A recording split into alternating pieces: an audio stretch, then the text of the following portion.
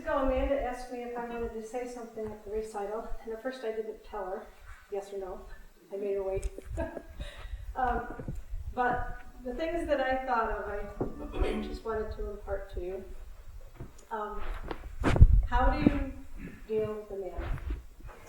Jesse's interpretation is, how do you solve a problem like Amanda? How do you catch a cloud up in the sky?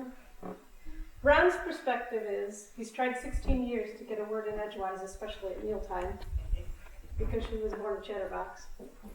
And at one point in time, Jessie got exasperated with her and asked her if she came with a remote.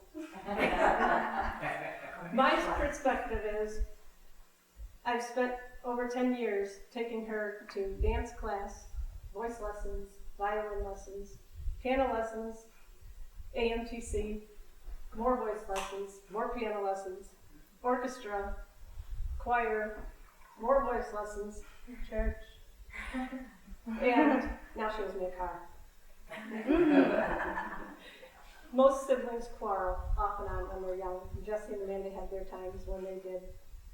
And I remember one time when I heard from another room in the house, Amanda Marie, if I get to your last name, you're in trouble. But little urchins become grown-up ladies. No longer are our children mere babies. Dreams take shape as magic happens. God spins the universe while we're not watching. Knowledge builds on knowledge, and soon a life is blooming. Reach out and touch it before it takes flight. I'm going to read just a quick excerpt from a chicken soup book, written by Jean Harper, Dance With Me. When we're young and we dream of love and fulfillment, we think perhaps of moon-drenched Parisian nights or walks along the beach at sunset. No one tells us that the greatest moments of a lifetime are fleeting, unplanned, and nearly always catch us off guard. Not long ago, as I was reading a bedtime story to my 7-year-old daughter Annie, I became aware of her focused gaze. She was staring at me with a faraway, trance-like expression. Apparently, completing the tale of Samuel Whiskers was not as important as we thought. I asked what she was thinking about. Mommy, she whispered, I just can't stop looking at your pretty face. I almost dissolved on the spot. Little did she know how many trying moments the glow of her sincerely loving statement would carry me through over the following years. Not long after, I took my 4-year-old son to an elegant department store where the melodic notes of a classic love song drew us toward a tuxedoed musician playing a grand piano. Sam and I sat down on a marble bench nearby, and he seemed as transfixed by the lilting theme as I was. I didn't realize that Sam had stood up next to me until he turned, took my face in his little hands, and said, "Dance with me." If only those women strolling under the Paris moon knew the joy of such an invitation made by a round-cheeked boy with baby teeth. Although shoppers openly chuckled, grinned, and pointed at us as we glided and whirled round the open atrium, I would not have traded the dance with such a charming young gentleman if I'd have been offered the universe. Amanda, thank you for the dance.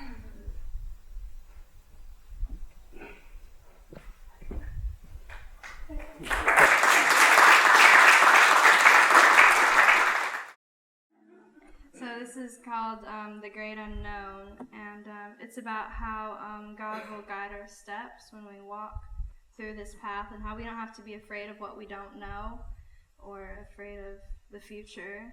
He's always there.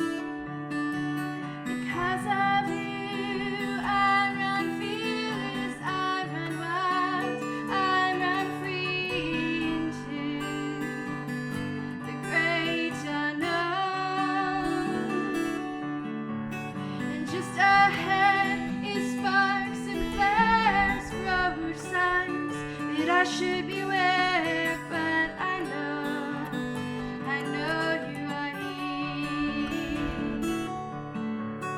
But I know you are here.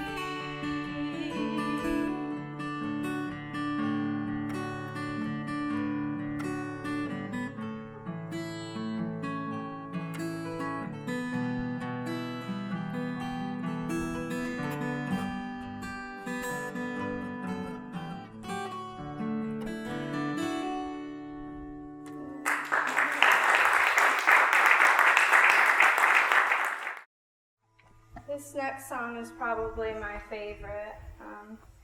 It's called Under the Overpass, and the title is inspired by a book I read called Under the Overpass.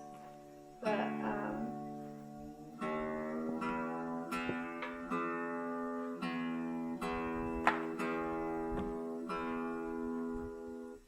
and Under the Overpass, the book is about two college guys who go homeless for I think a year, and just to see what it's like. And they take just a backpack, or not even. They have a beat up guitar, and they just try to get money that way for food. But they rely on the hospitality of others just to see if they could survive on the hospitality of others. And were they Christians before they? Yeah, they were Christians before they went, and that's why they wanted to go. Because they felt like they'd been handed everything, and they wanted to know what it was like to not have anything. And so this song is about this guy who has more than he needs, and he's living in a big giant house all alone, and he decides one day that he's lonely and that he needs to make a change because he has nothing to live for. And someone tells him that God's advice is simple, that you need to take care of other people because we know where we're going, and so we don't need anything but Jesus, so take care of other people. And so this guy goes out, and he goes out to this bridge and under the overpass, and he finds this guy that he's passed over and over and over again, in which he didn't help him, and the guy never asked him for help, but he never offered him help either. And so he offers him help, and so what ends up happening is he creates a refuge in his home for people to get them back on their feet. And so we always need to think about situations like that. If someone's in need, then we need to help them.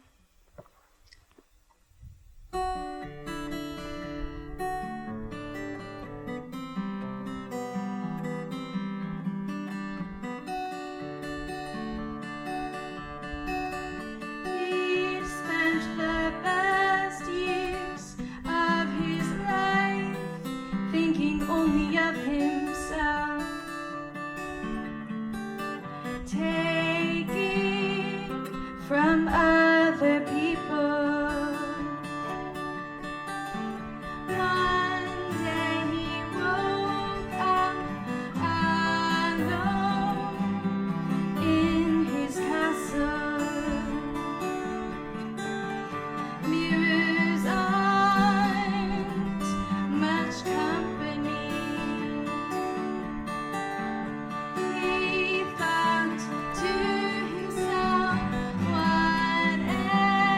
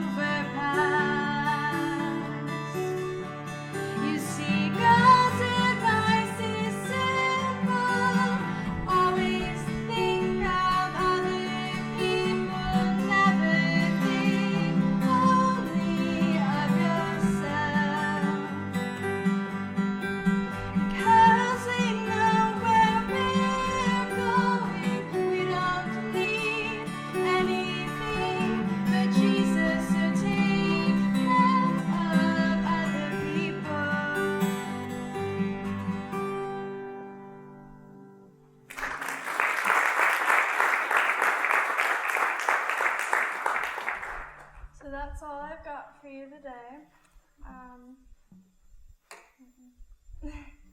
didn't have time to practice it. So we prepared a dinner for everybody, and so that's in the back, and we'd love for everybody to stay because we need plenty of food, and we'd love to talk to each and every one of you. I am tickled to death that everybody came. I really appreciate the support